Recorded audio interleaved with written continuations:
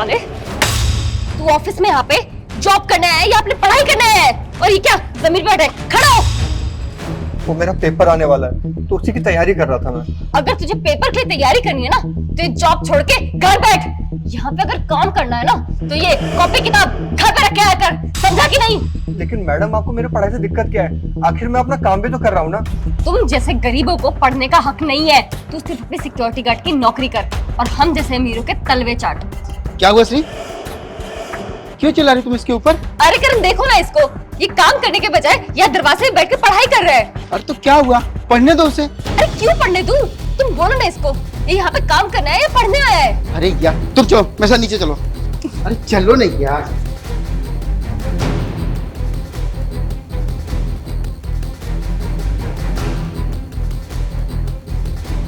श्री क्या जरूरत है तुम्हें ये सब करने की? वो बेचारा पढ़ाई कर रहा था, पढ़ने देती उसे। चुप करो तुम। वो यहाँ पे पढ़ने के लिए है या अपनी नौकरी करने के लिए आया है? काम करने दिया करो उसको। तुमसे तो बहस ही करना बेकार है। मेम साहब, मैं नौकरी छोड़ना चाहता हूँ क्योंकि मेरा पेपर आ रहा है और मैं इस तरह पढ़ाई नहीं कर सकता। अच्छा ही हुआ कि तुम नौकरी खुद छोड़ रहे हो, वरना मैं तुम्हें धक्के मार के यहाँ से निकालने वाली थी। और हाँ, कोई फायदा नहीं तेरे पेपर देने का, क्योंकि तू ना पढ़ के भी ऐसा कैसा गंवार रहेगा और फिर से इसी कंपनी में नौकरी मांगने आएगा और मैं तुझे तब भी नौकरी नहीं दूंगी। चल निकल यहाँ से अब। श्री ऐसे क्यों बोल रही हो उसे? तुम चुप करो, निकल यहाँ से। लेकिन मेरी सैलरी? सैलरी? किस बात की सैलरी? यहाँ पे बैठ के तू दिन भर पढ़ाई करता रहता था, काम तो तूने कुछ भी नहीं किया, अब सैलरी भी चाहिए? जा रहा है यहाँ से या धक्के मार के निकलवाऊं? श्री उसकी सैलरी तो दे ही सकते हैं ना। चुप करो करण। आया बड़ा। क्या लगता है प्रोजेक्ट हमारा क्लियर हो जाएगा?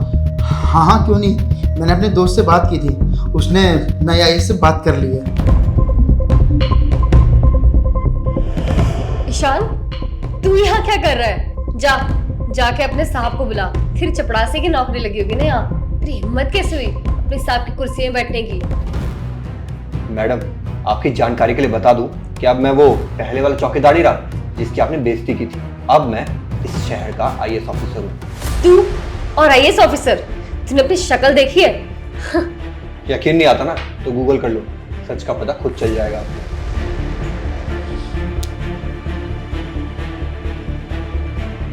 क्या हुआ मैडम, होश उड़ गए?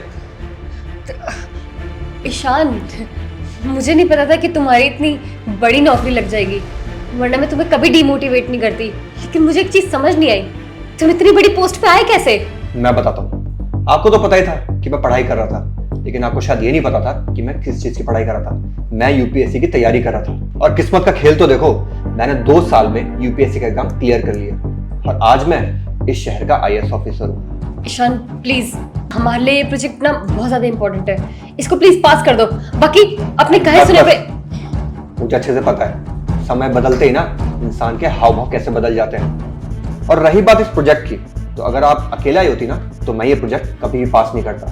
वो तो आपके साथ में सर आए हैं, इसलिए मैं इस प्रोजेक्ट को पास कर दूंगा, क्योंकि मैं वो दिन भूला नहीं हूँ जिस दिन सर मुझे काफी सपोर्ट किया करते थे। Thank you Ishaan, thank you so much. कोई बात नहीं सर, आप जाइए और आप बेफिक्र रहिएगा, आपका प्रोजेक्ट पास हो जाएगा। चलो